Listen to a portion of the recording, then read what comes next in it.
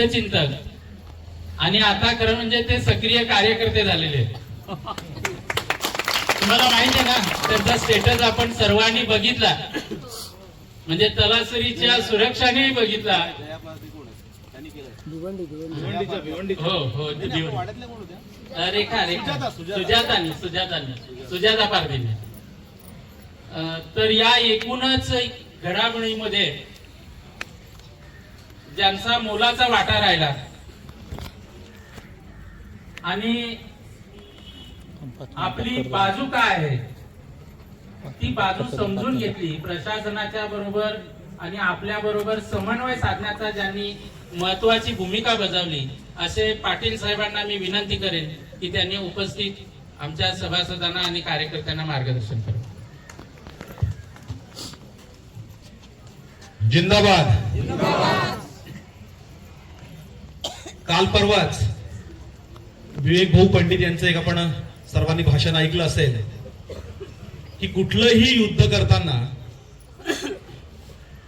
आपली कमीत कमी हानी झाली पाहिजे. म्हणजे आपण लढाईला उतरल्यानंतर आपले 4 मारले गेले, त्यांचे 5 मारले गेले, पण आपले जे 4 मारले गेलेले आहेत ते आपलं खूप मोठं नुकसान आहे.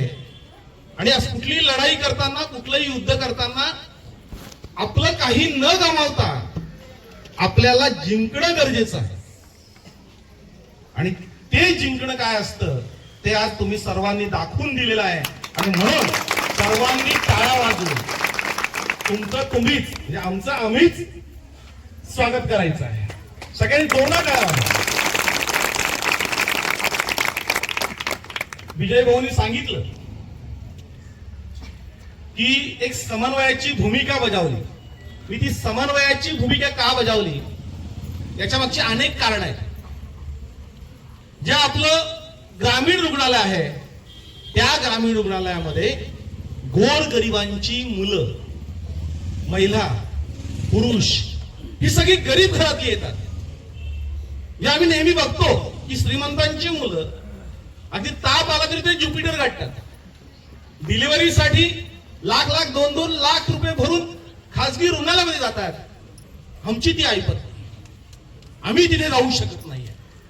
आणि अशा परिस्थितीमध्ये एखादी डॉक्टर, एक उच्च शिक्षित महिला त्या महिलांसाठी अहोरात्र काम करते.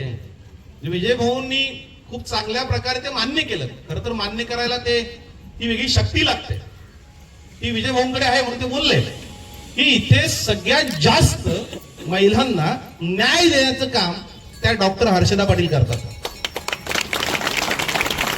सामाजिक संघटना ते मान्य आहे.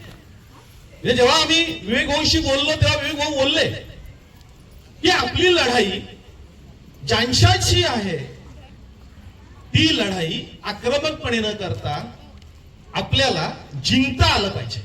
त्या डॉक्टरही इथे राहिल्या पाहिजेत आणि आमच्या कार्यकर्त्यांवरचे गुन्हेही मागे घेतले पाहिजेत. आमची भूमिका नेहमी समन्वयाची राहिली पाहिजे. आणि म्हणून मी ग्रामीण रुग्णालयामध्ये गेलो. डॉक्टर महाराज साहेब आले, सर्व कर्मचारी वर्ग आले, त्यांना समजवलं की तुम्ही आमचं करून करून काय करणार आहेत. जो गुन्हा दाखल झालाय त्याच्यामध्ये आमच्या कार्यकर्त्यांना तुम्ही अटक करू शकता का, त्याच्यामध्ये अटक होते का, तर नाही होत अटक. धरून चला कोर्टामध्ये गेलं, न्यायालयाने आमच्या कार्यकर्त्यांना फाशीची सजा दिली, धरून चला. तुमचा फायदा काय, तुम्हाला त्याचा आनंद वाटेल का. आमच्या कार्यकर्त्यांना सजा होणार नाही, कारण तो गुन्हा नोंदवतानाच किंवा ज्या पद्धतीने तो नोंदवलाय त्या पद्धतीने कुठल्याही प्रकारची शिक्षा होईल असं मला वाटत नाही. आणि म्हणून आपण 2 पावलं मागे आलं पाहिजे. आपल्याला रुग्णालय चालवायचं आहे, गोरगरिबांची सेवा करायची आहे. आज 4 दिवस हर्षदा पाटीलच्या दवाखान्यात नाही आहेत. आशा वर्कर येतात, निघून जातात, गरोदर महिला येतात, निघून जातात. अत्यंत वाईट परिस्थिती ही निर्माण होईल.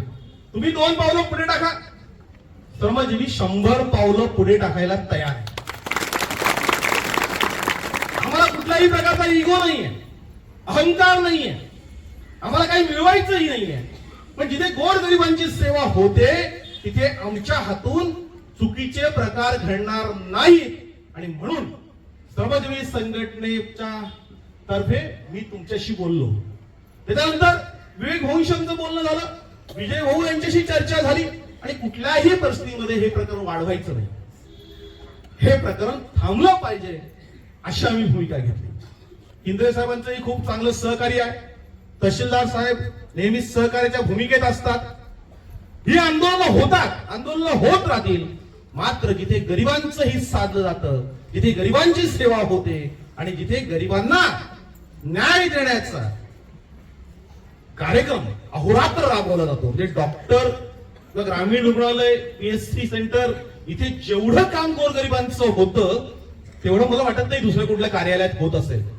आणि म्हणून आम्हाला तुमच्याशी लढायचं नाहीये, मात्र तुम्ही तुमचा अहंकार बाजूला ठेवून इथे बोलले तुमच्या बापाची खुर्ची आहे का, तुम्ही आमचे नोकर आहेत. आता मराठ साहेबांनी खूप चांगल्या पद्धतीने सांगितलं की आम्ही लोकसेवक आहोत आणि विजय भाऊने नुकतं पटवून दिलंय की आमची बोलीभाषा काय आहे. आम्ही लोकसेवक बोलण्यापेक्षा तुम्ही आमचे नोकर आहोत ही आमची जर भाषा असेल तर तो आमच्या बोलीभाषेचा दोष आहे, तेवढं लावून घ्यायची काय आवश्यकता नसते. विजय भाऊनी सांगितलं की आम्ही आमच्या मुलांनाही अगदी रागाने जे बोलायचं ते बोलतो. आम्ही गुरं ढोरं हाकणारी लोक आहोत.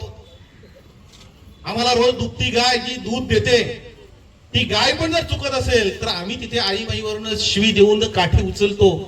बैलाला, म्हशीला, नांगराच्या बैलाला आम्ही त्याच पद्धतीने शिव्या देतो की त्याच पद्धतीने बोलतो. ती आमची बोली भाषा आहे आणि त्या भाषेचा जर तुम्हाला एवढा राग येत असेल तर तुम्ही लोकसेवक म्हणून योग्य आहात का याचाही विचार करणं गरजेचं आहे.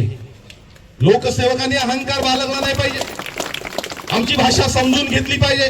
तुम्ही ज्या भागामध्ये काम करताय त्या भागामध्ये कोणती भाषा बोलली जाते, जो बोलतोय त्याचं शिक्षण किती आहे, जो बोलतोय तो कोणत्या मानसिकतेमध्ये आहे हे पाहणं, हे तपासणं डॉक्टरांचं काम आहे. एमडी झालेल्या डॉक्टरांशी जर आमचा श्रमजीवीचा साधा कार्यकर्ता येऊन बोलत असेल आणि तुमची जर अपेक्षा असेल की आमच्या लेवलला भाषा करा तर डॉक्टर ते आम्हाला शक्य नाही. आणि म्हणून झालं गेलं विसरून जाऊ. आमचं कुठल्याही रुग्णालयाशी कुठलाही वाद नाही आहे. विजय भाऊ असतील, सुरेश रंजन भाऊ असतील, भरत भाऊ असतील, ही सगळी जी मंडळी आहे ही गोरगरिबांच्या सेवेत अखंड बुडालेली आहे. म्हणजे यांनी व्रत घेतलेला आहे की आम्हाला गरिबांची सेवा करायची आहे आणि गरिबांची सगळ्यात मोठी सेवा ही रुग्णालयामध्येच होते. आणि म्हणून रुग्णालयांच्या बरोबर आमची सहकार्याची भूमिका असेल, आमच्याकडनं तुम्हाला चुकूनही त्रास होणार नाही. विवेक भाऊंची भूमिका खूप उदात्त आहे. विवेक भाऊ ज्या पद्धतीने मांडणी करतात गरिबांची, ती जर सगळी मांडणी बघितली तर आम्ही कधीही त्रास देण्याच्या भूमिकेत नसतो आणि नसणार आहोत. आज चांगल्या पद्धतीने महिला इथे आलेल्या आहेत. खर तर खूप मोठा कार्यक्रम होणार होता, पण विजय भाऊंशी बोललो की नको, लोक आपली आहेत, आपल्या लोकांशी काय लढायचं, काय 500-1000 लोक येतील तेवढ्याच पद्धतीने येऊ, तहसीलदारांची भेट घेऊ, इंद्रे साहेबांची भेट घेऊ, आपली भूमिका समजून सांगू. आणि म्हणून आपण हे थोडक्यात आटोपलेलं आहे. आतमध्ये जी चर्चा झाली ती डॉक्टर मराठ साहेब आणि विजय सांगितलेलं आहे. शब्द पाळले जातील, कारण ते शब्द योग्य माणसांच्या उपस्थितीमध्ये योग्य माणसांना दिले गेलेले आहेत. तालुक्याचे पोलीस अधिकारी आहेत, तालुक्याचे तहसीलदार आहेत, जिल्ह्याचे शल्य चिकित्सक आहेत आणि त्याचबरोबर पत्रकार मंडळी आणि श्रमजीवी संघटनेचे प्रमुख कार्यकर्ते आहेत. त्यामुळे सगळ्यांनी जाताना आपण विजयी तर झालेलोच आहोत, पण आपल्याच माणसाबरोबर आपण विजय साजरा करणं, की आपल्या माणसाला आपण कसं हरवलं याचं कौतुक करणं हे योग्य ठरणार नाही.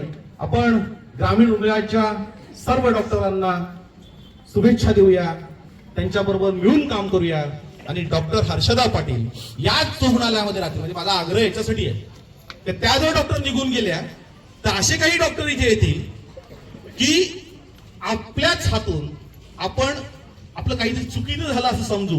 म्हणून हर्षदा पाटील राहिल्या पाहिजेत आणि त्याचबरोबर अजूनही चांगले डॉक्टर कसे येतील आणि आमच्या रुग्णांची सेवा, कारण गोरगरीबच लोक तिथे जातात, त्या गोरगरिबांची सेवा कशी होईल या दृष्टीनं आपण सर्वांनी प्रयत्न करू. तुम्हाला सगळ्यांना मी धन्यवाद देतो. की कडकडत्या उन्हात, म्हणजे आजचं ऊन काहीतरी वेगळंच वाटतंय मला, पण एवढ्या उन्हामध्ये तुम्ही येऊन बसलात, अगदी 11 वाजेपासून मोर्चाला सुरुवात झाली, इथपर्यंत झाला, तुम्हा सगळ्यांना धन्यवाद देतो आणि इथेच थांबतो. जिंदाबाद.